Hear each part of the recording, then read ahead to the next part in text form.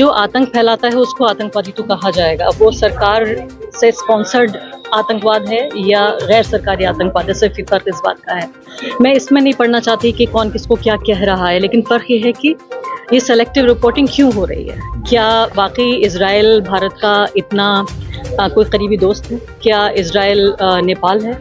क्या इज़राइल, मुझे लगता है बहुत सारे पत्रकार जो वहाँ पहुँच चुके हैं वो नक्शे में भी नहीं बता सकते हैं कि इज़राइल है कहाँ। उसके बावजूद भी जो उनको वहाँ लेके गया है वो है एक पूरी कंस्टिट्यूएंसी, एक ऐसी पूरी कंस्टिट्यूएंसी तैयार हो गई है जो कुछ भी मुस्लिम नफरत के नाम पर ख़रीदने को तैयार है।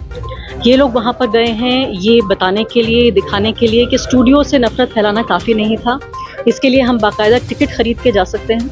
और आपको हंसी आएगी अगर मैं आपको बताऊंगी कि वहाँ से रिपोर्टिंग हो कैसे रही है। मतलब फ़िलिस्तीन तो जाने का सवाल ही पैदा नहीं होता।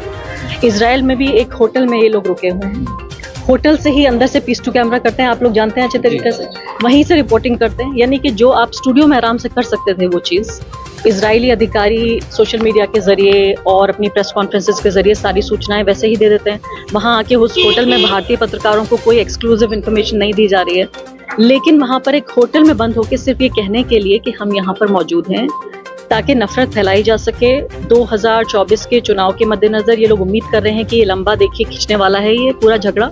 और 2024 से पहले अभी 5 राज्यों में जो विधानसभा चुनाव है, जिसमें से प्रेडिक्शन ये है कि इसमें से 4 कम से कम और हो सकता है 5 भी बीजेपी हार रही है। तो ये सब लोग गए हैं, अब ये चुनावी कैंपेन करने के लिए गए हैं दरअसल बीजेपी के लिए इजराइल जाके, ताकि और ज़्यादा एक फसाद का नया एक मोर्चा खोला जा सके। अक्षय उपाध्याय लगातार कह रहे मैं तो मरते मरते बचा।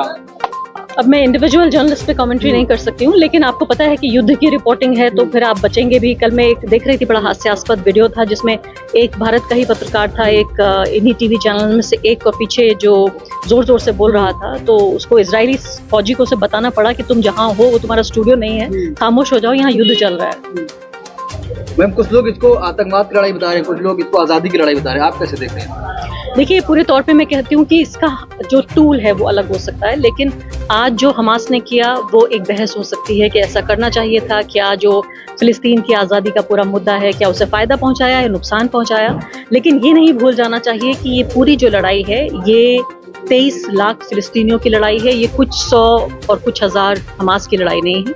ये पूरी दुनिया में जो सिद्धांत हैं, सिद्धांत जो कि मानवता के सिद्धांत हैं, जो संयुक्त राष्ट्र के सिद्धांत हैं, वो तमाम संयुक्त राष्ट्र के तमाम डिक्लेरेशंस और संयुक्त राष्ट्र की तमाम जो संधियां हैं जिन पर हमारे जैसे देश ने भी सिग्नेचर किए हैं, ये उस सब के विरुद्ध है। वो ये कहता है कि एक व्यक्ति को अपनी पूरी आज़ादी के साथ रहने का हक है। जैसे महात्मा गांधी ने कहा था कि फ़िलिस्तीन उतना ही फ़िलिस्तीनियों का है जितना इंग्लिस्तान अंग्रेज़ों का है और जितना हिंदुस्तान भारतीयों का है। तो ये लड़ाई, ये संघर्ष 75 साल पुराना है और मुझे नहीं लगता कब तक चलेगा। मेरी नज़र में एक ऐसे व्यक्ति के तौर पर जो मानवाधिकारों को सबसे ज़्यादा मैं प्राथमिकता देती हूँ, मुझे लगता है कि ये पूरा मुद्दा 75 साल पुराना मुद्दा है। ये 4 दिन 5 दिन पुराना मुद्दा नहीं है, और ये मुद्दा है फ़िलिस्तीन के 23 लाख लोगों की आज़ादी और उनके बुनियादी अधिकारों। इजराइल ने कहा गाजा को खाली कर दीजिए, और हमारे प्रधानमंत्री मोदी इजराइल का समर्थन कर रहे हैं।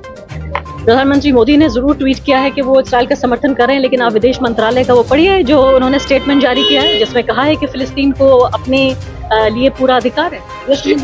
आप दोनों चीज़ें पढ़िए। कहाँ जाए देश में, समझ नहीं आ रहा, देश में बहुत सस्पेंस में है, क्या करें? सस्पेंस की कोई ज़रूरत ही नहीं है। मुझे लगता है ये तस्वीर बिल्कुल साफ है कि आज़ादी, अधिकार और जो बुनियादी मानवाधिकार हैं उनके लिए खड़ा होना है। एक हिंदुस्तानी को सिर्फ ये सोचना चाहिए कि उसे अपने लिए क्या चाहिए, जितना उसे अपने लिए चाहिए, जितना उसे अपने लिए चाहिए उतना ही उसे फ़िलिस्तीन के लिए भी सोचना चाहिए। योगी आदित्यनाथ का बयान आता है, वे कहते हैं कि जो भारत सरकार के खिलाफ होगा तो हम उसके ऊपर कार्रवाई करेंगे। देखा गया एएमयू में आंदोलन हुआ और एएमयू के 4 छात्रों को दर्ज कर लिया गया। मुझे लगता है कि फ़िलिस्तीन, अभी भारत का संविधान ये कहता है कि किसी भी नागरिक की आज़ादी के लिए, किसी भी नागरिक के जो कानूनी अधिकार हैं उनके लिए आवाज़ उठाना अभी भी संविधान में गैर कानूनी नहीं है। अलीगढ़ के सांसद, भाजपा के जो सांसद है, वो कह रहे हैं कि एएमयू में जो छात्रों ने प्रदर्शन किया है उनके खिलाफ सख्त से सख्त कार्रवाई करेंगे। अब देखिए यहाँ तो जब आम जनता नाराज है, आजाद है सब कुछ कहने के लिए, तो अब नेताओं का क्या जिक्र करें। मैं तो सिर्फ सीधे तौर पे इसको देखती हूँ कि इसको हिंदू मुस्लिम राजनीति के एक नए मोर्चे के तौर पर खोला जा रहा है। इनको नहीं पता कि फिलिस्तीन का इतिहास क्या है, नहीं पता कि जो इजराइल है उसके आतंक का कितना पुराना इतिहास है 75 साल में। मैं तो समझती हूँ कि पूरी दुनिया में जितना आतंक इस वक्त है और आतंक की पूरी हिस्ट्री है, उसका आधा हिस्सा कम से कम इजराइल और फिलिस्तीन का जो ये पूरा संघर्ष है और जो फिलिस्तीन की आज़ादी की लड़ाई है उससे पैदा होता है। अगर फिलिस्तीन नहीं होता तो पूरी दुनिया का आधा आतंक नहीं होता। आरफा जी, सवाल है भारत में प्रदर्शन भी नहीं कर सकते मैडम, जिस तरह से जो मीडिया है, मीडिया के कुछ पत्रकार इजराइल